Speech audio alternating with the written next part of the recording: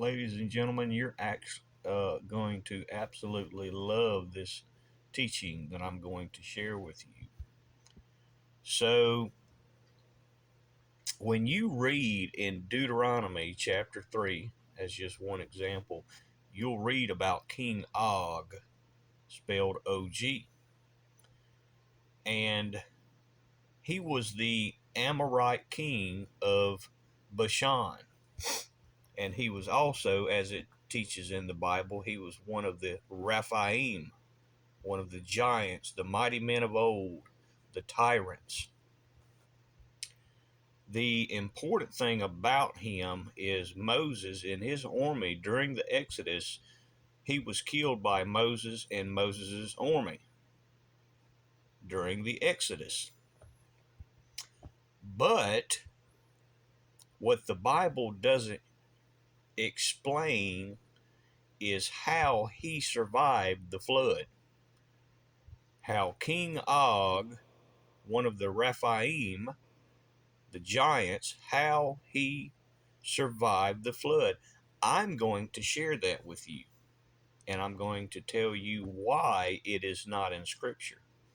And this is going, for you, my followers, this is going to make you more knowledgeable. The things that I teach and share with you, more knowledgeable than almost any other Christian minister and most rabbis in the world.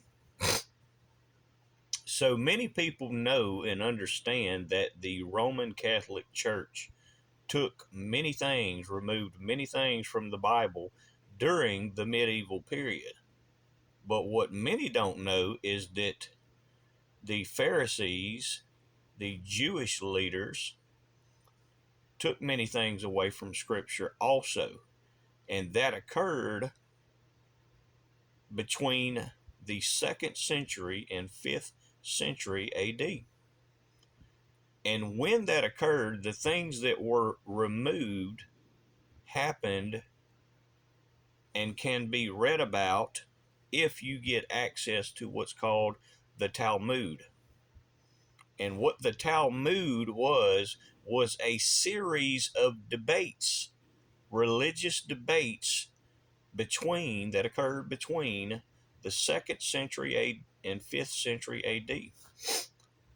And one of those things that was removed was how Og survived the flood, and I'm going to teach it to you in this lesson.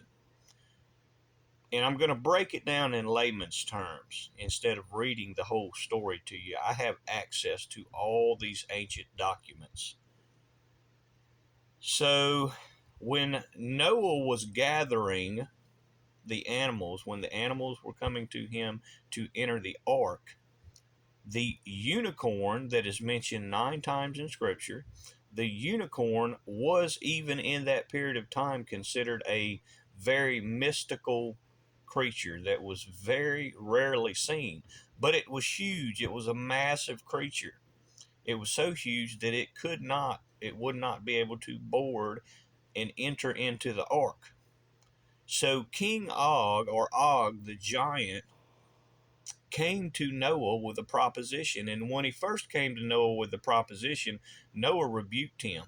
He came to Noah and asked if he could board the ark to survive the flood. Noah rebuked him harshly. And Og's proposition was that if he would allow him to ride out the flood on the ark, Og said he would bring him a unicorn to save. That he would bring him one unicorn, because he knew where one was. He would capture it, bring it to him to survive the flood. Well, Noah did not accept this proposition initially.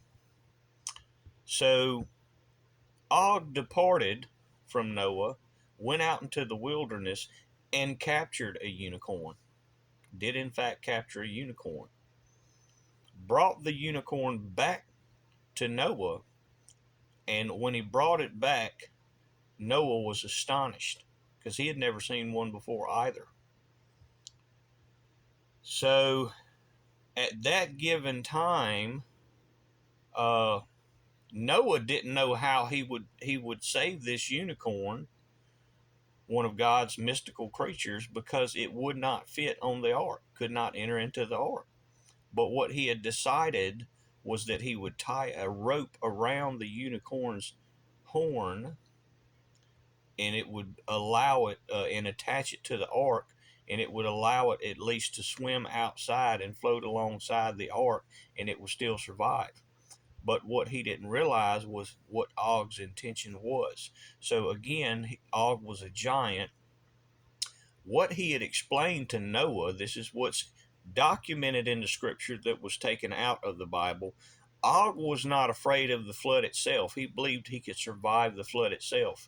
What he was concerned about was that he wouldn't have anything to eat, that once the flood occurred, that all food would be destroyed, and that he wouldn't have anything to eat once the flood had occurred. That it would wipe everything out, including the food resources on earth, and he wanted to stay close to Noah and the ark where all the animals were. He wanted to stay close to God's anointed individual and the food resources. So the treachery and trick behind what he did was to bring a mystical creature of God to Noah, to trick him into saving this giant creature, because what he did was actually he rode the unicorn. He rode upon the unicorn, and that is how he survived the flood.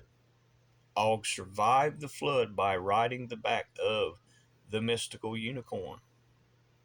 And the reason the unicorns do not exist today, because that is what Og ate.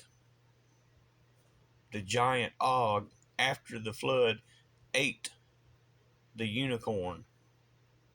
Incredible enough, this was removed from the Bible. That is why you don't learn how the giants survived, because that is, or excuse me, how Og specifically survived the flood. And that is why it says in Genesis chapter 6, the giants were in the days before the flood and after.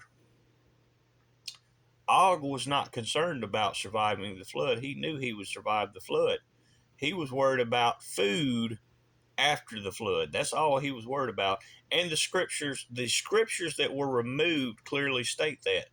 That is exactly what Og told Noah in the scriptures that was removed. He told Noah, he said, I'm not concerned about the flood. He says, I know I can survive the flood. But what I worry about is, what will I have to eat after the flood?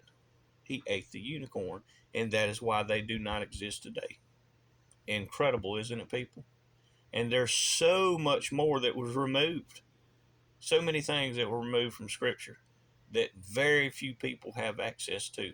And I'm fortunate enough to know the things that were removed and sharing them with you. Now, you're more knowledgeable than all Christian pastors about these things, because this is something that is not taught. And even very few Jewish rabbis know these things, because you would again have to go back to the debates. You would have to have access to what's known as the Talmud. And again, that was a series of debates that occurred between the 2nd century AD and 5th century AD. And that's when they were debating what they should keep and what they should get rid of in Scripture. God bless.